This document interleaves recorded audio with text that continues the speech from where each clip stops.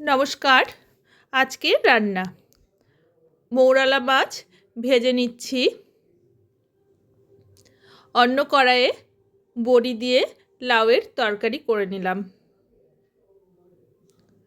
মাছগুলো উল্টে দিচ্ছি।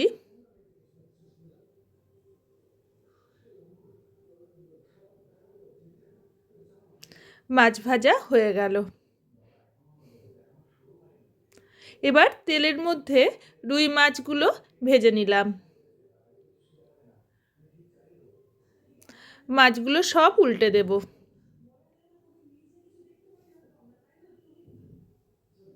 কড়াইয়ের তেলের মধ্যে 5 ফোড়ন দিয়ে দিয়েছি, টমেটো দিলাম। রেগুলার সব মশলা দিয়ে ভালো করে মশলাটা কষিয়ে নিচ্ছি। কাঁচা লঙ্কা দিয়ে ভালো করে মশলা কষাতে হবে। ভাপিয়ে রাখা আলু আর ওলকপি দিয়ে দিয়েছি, কাঁচা লঙ্কাও দিয়েছি। মাছগুলো সব দিয়ে দিলাম। হয়ে গেল রুই মাছের ঝোল। অনেক অনেক শুভকামনা রইল। ভিডিওটি দেখার জন্য সকলকে ধন্যবাদ। নমস্কার।